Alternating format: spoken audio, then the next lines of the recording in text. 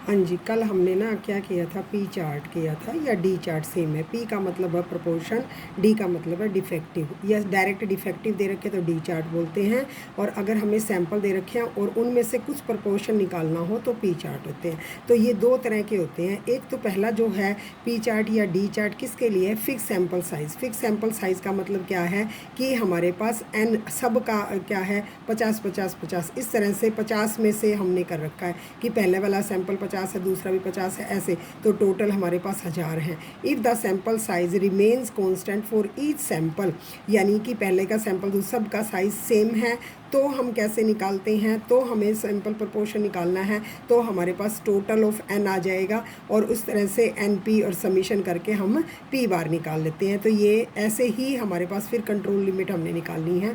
इस तरह से हमारे पास पी कैप या पी बार की वैल्यू निकल जाती है, यानी कि एन एन एन एन 10 10 10 है तो ये क्या हो जाएगी, 100 हो गए टोटल हमारे पास, तो उनका सम तो करना ही पड़ेगा।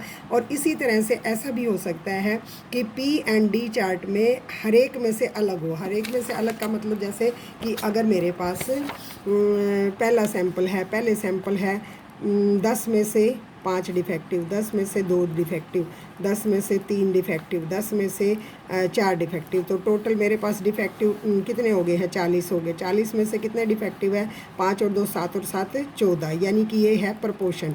अब हमारे पास ये हो सकता है या ये हो सकता है पहले वाला जो सैंपल है N1 N2 N3 N4 ये वेरी कर जाए, यानी कि ये 100 में से 5 डिफेक्टिव है, ये 50 में से 3 डिफेक्टिव है, ये 70 में से 2 डिफेक्टिव है, या ये हमारे पास कितने हैं 120 में से 10 डिफेक्टिव है। तो इस तरह से यहाँ दिख रहा है सैंपल में से जो हमारे पास डिफेक्टिव आइटम है, सैंपल साइज़ वेरी कर रहा है, क्या कर रहा है, वेरी कर रहा है। तो टोटल तो ये इसी तरह से वेरी कर रहे हैं, तो हर एक में से फिर हमें निकालना पड़ेगा। और यहाँ पर हमारे पास सेम है तो अलग मेथड होता है। So we have two method, जब सेम सैंपल साइज़ है और जब हमारे पास हर एक के जो सैंपल साइज़ वेरी कर रहे हैं, तो उसी के अकॉर्डिंग हमने यहाँ कर रखा है फिक्स सैंपल साइज़ हमारा है, या हमारे पास सैंपल साइज़ वेरी कर रहे हैं। तो वेरी करने का जो फर्स्ट मेथड है और सेकंड मेथड है, सेकंड मेथड हम प्रैक्टिकल में यूज़ करेंगे, सेकंड भी नहीं थर्ड प्रैक्टिकल, ये फर्स्ट और सेकंड, फर्स्ट यूज़ करेंगे एक तो हम प्रैक्टिकल में,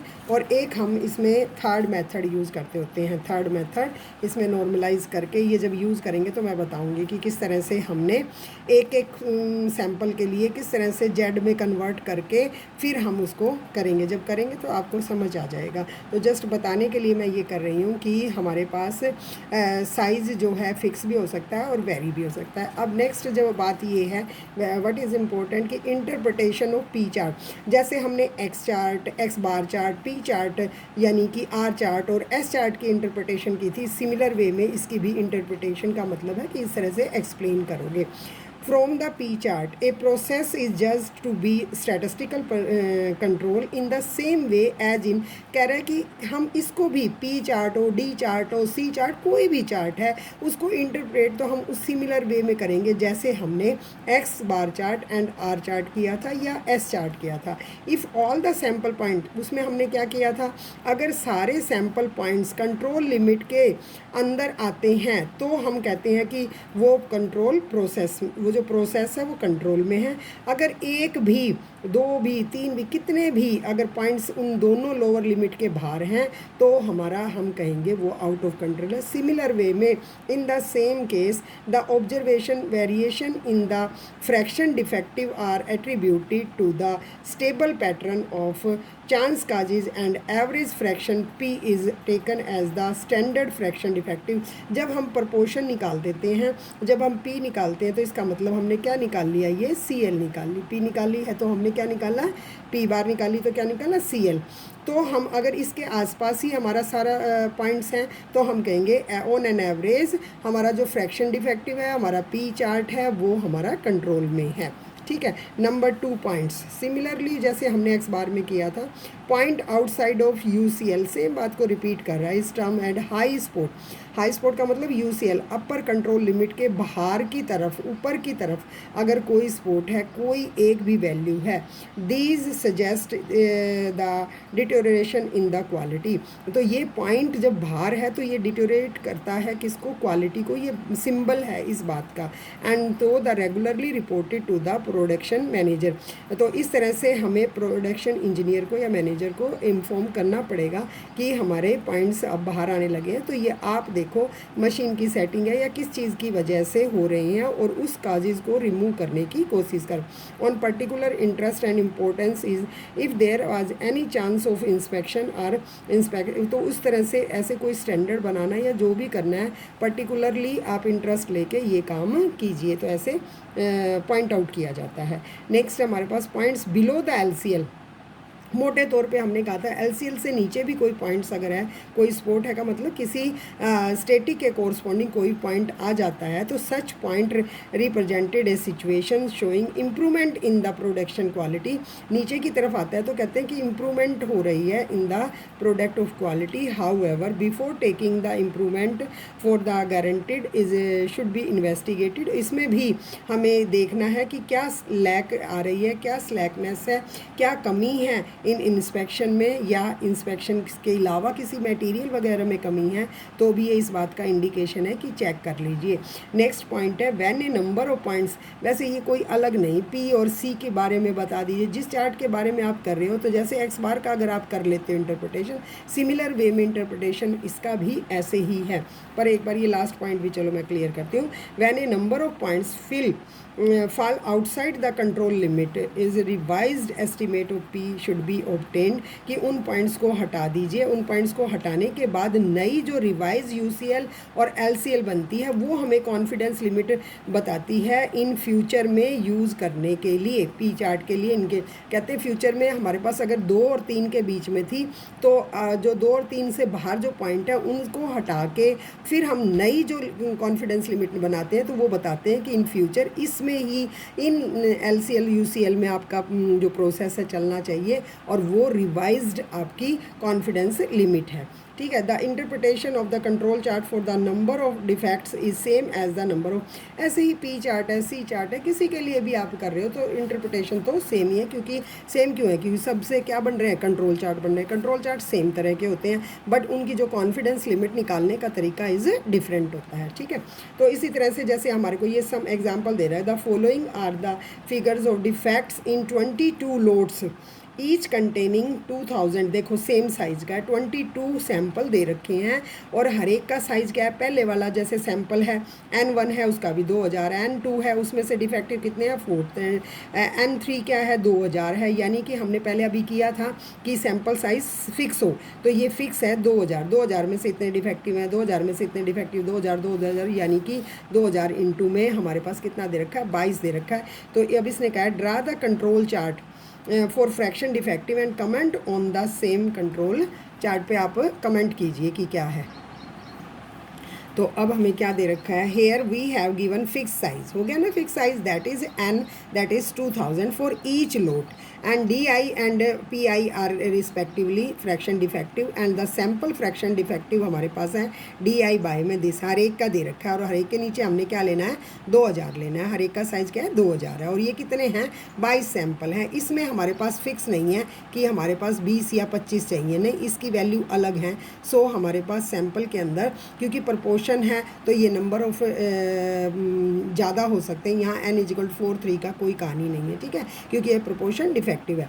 तो अब हमारे पास क्या गिवन है, पहले वाला जो सैम्पल है डिफेक्टिव है 425, तो इसका हमने प्रपोर्शन निकालना पड़ेगा D/2000, D/2000, 430/2000 ये करके हम निकाल लेंगे। ऐसे हम कितनों का निकाल लेंगे, 22 के 22 का हम प्रपोर्शन यानी कि प्रपोर्शन निकालेंगे। ठीक हो गया, प्रपोर्शन पहले वाले का दूसरे का। इसी तरह से यहाँ हमारे पास 22 में का क्या है 420/2000, आप कैलकुलेट करके देख लो यही आएगा। इसी तरह से 409/2000 हर एक के नीचे ऐसे कर लो। ठीक हो गया। अब P बार निकालना है हमने, एक हो गया P1 बार, P2 बार, P3 बार, तो ये कितने हो गए 22, हमारे पास कितने हो जाएंगे 22। तो इन सब का हमने क्या करना है, टोटल करना है। तो टोटल हमारे पास क्या आ जाएगा, ये आ गया 3.2 और ये सैंपल कितने हैं हमारे 22। इंडिविजुअल हमने 2000 में से तो निकाल लिया ना, इसलिए हम यहाँ 2000 से नहीं करेंगे, हम कितने से करेंगे, हमारे जितने, यानी कि ये हमारे पास क्या है, स्टैटिक है, हमारे पास कितने स्टैटिक है, 22 स्टैटिक है। और ये हम क्या कर रहे हैं, कंबाइंड समझो कि एवरेज वैल्यू निकाल रहे हैं, ठीक हो गया ना। 1 स्टैटिक, 2 स्टैटिक, 3, और इस तरह से हमारे पास कितने स्टैटिक आ जाएंगे, ये हमारे आ जाएंगे 22, ठीक है। तो यहाँ से हमारे पास पी बार हमने निकाल लिया, पी बार हमारे पास ये आ गया, और क्यू बार क्या है, 1 माइनस में पी बार, ठीक हो गया। तो इस तरह से हमारी ये वैल्यू निकल गई, और ये जो हमारी पी बार है यही हमारी किसके बराबर होती है, सी एल के बराबर होता है। तो इस तरह से हमें यू सी एल और एल सी एल और निकालना है। तो यहाँ से हमारे पास कॉन्फिडेंस लिमिट जब पी बार की क्या होती है, पी बार प्लस माइनस 3 अंडररूट पी बार और क्यू बार बाय एन, ठीक हो गया। तो यहाँ हमारे पास n कितना है, 2000 है, ठीक हो गया। और p और q की वैल्यू अभी निकाल ली है, ये निकाल लिया। तो प्लस जब मैं करूँगी तो ये मेरी UCL आ जाएगी, और अगर इसमें से हम माइनस करेंगे तो ये आए। ये कल हमने कॉन्फिडेंस लिमिट यानी कि लिमिट फॉर द p या d चार्ट हमने की थी, ठीक है। तो ये हमारे पास आ गई। अब ये वैल्यूज़ और ये वैल्यू और CL हमने क्या करनी है, प्लॉट करनी है। अब आपने प्लॉट करनी है तो यहाँ से आप ये देखो कि आपके पास मैक्सिमम ये जो ये वैल्यूज़ हैं आपकी, ये कितने तक गई हुई हैं, ये आप पहले ऐसे देख लीजिए।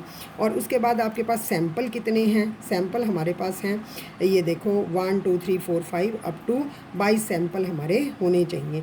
तो हमारे पास जो फर्स्ट CL की वैल्यू क्या है, 1.595, यानी कि ये जो डेसिमल है, यहाँ हम डेसिमल में वैल्यू ले लेते हैं, ठीक हो गया। यहाँ हमारे पास डेसिमल में होनी चाहिए सारी वैल्यू।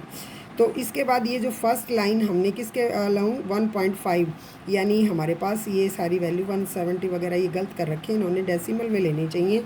फ्रैक्शन डिफेक्टिव है ना, और फ्रैक्शन डिफेक्टिव भी हमारे किस में है, डेसिमल में है, यही तो हमने प्लॉट करने हैं, ठीक है। तो यहाँ से आपके पास पहली जो वैल्यू है, पहली वैल्यू हमारी क्या है, 2. यहाँ से हमारे पास ये इसने वैल्यू देखो भाई गलत ले रखी है, ये वैल्यू कौन सी लेनी है हमने, ये वाली वैल्यू लेनी है। ये 3 डिजिट में आप कर लीजिए, और है ना यहाँ से आपके पास डेसिमल के बाद है, तो हम समझो यहाँ ये सारी चीज़ें हमारी क्या होनी चाहिए, डेसिमल वाली होनी चाहिए, ठीक है बेटे। ये सब हमारे क्या है, डेसिमल है, तभी तो आप करोगे। तो यहाँ से हमारे पास CL कितना आ गया, 1.5, तो 1.5 ये आ गया। उसके बाद ऐसे ही LCL की वैल्यू क्या आ गई, LCL की वैल्यू ये वाली आ गई, और UCL की वैल्यू यहाँ हम ऐसे लगा देते हैं। अब हमारे पास पहला जो है वो है 0.21, फर्स्ट सैंपल इज़ 0.21, ये लगा दिया।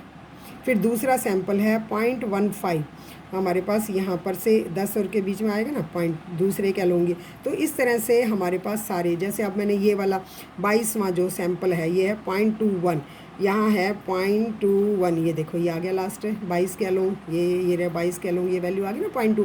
तो ऐसे हमने ये सारे के सारे ये जो स्टैटिक आपने पढ़े थे, P1 P2 P3 फ्रैक्शन कितने हैं, P22 हैं, ये हमने इसमें डॉटेड दिखा रखे हैं। अब ये आप ये देखो UCL है, अब हम इसे इंटरप्रेट कर रहे हैं, तो इंटरप्रेट कर रहे हैं तो क्या बात है, यहाँ ये पॉइंट ये देखो, इससे बार 2 3 4 5 6 7, और यहाँ 8 9 10 11 12 13, अरे 22 में से 13 पॉइंट तो UCL और LCL से बाहर हैं।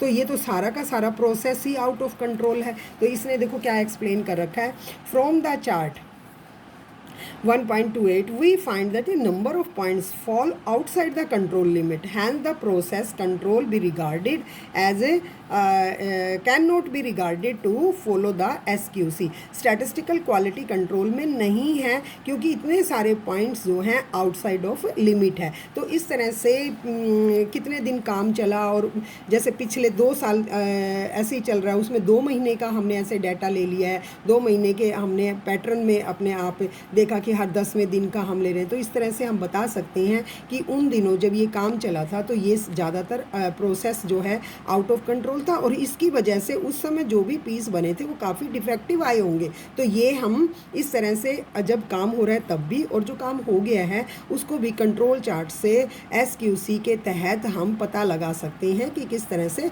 वर्क हुआ था। अब ये देखो यहाँ पर हमारे पास कंट्रोल चार्ट फॉर एट्रीब्यूटिक डाटा है। तो एट्रीब्यूटिक का क्या मतलब है, जैसे हमने एक देखा 2000 में से ऐसे ऐसे चेक करें तो पहला वाला defective, non defective, defective, non defective, तो ऐसे काउंट करें। तो ये हमारे पास डिफेक्टिव कैसे, चाहे हमने गेज बना रखा है, चाहे हमने उसकी हाइट बना रखी है, कुछ ऐसे चेक किया भाई ये आ गया तो ये ठीक हो गया, ये नहीं आया तो नहीं है। तो इस तरह से हमने यहाँ पर कौन सा एट्रीब्यूटिव डाटा लिया, तो इस वजह से यहाँ पर हमारे पास 2000 पीस में से इतने प्रपोर्शन हमने ले रखा है डिफेक्टिव का, तो फिर हमने उसमें प्रपोर्शन निकाला, प्रपोर्शन से समझो कि प्रोबेबिलिटी निकाल ली। तो ये इस तरह से हमारे पास पी चार्ट का आ गया है। तो ये आपको समझ आ गया है तो ठीक है, नहीं तो मुझे फिर बताना।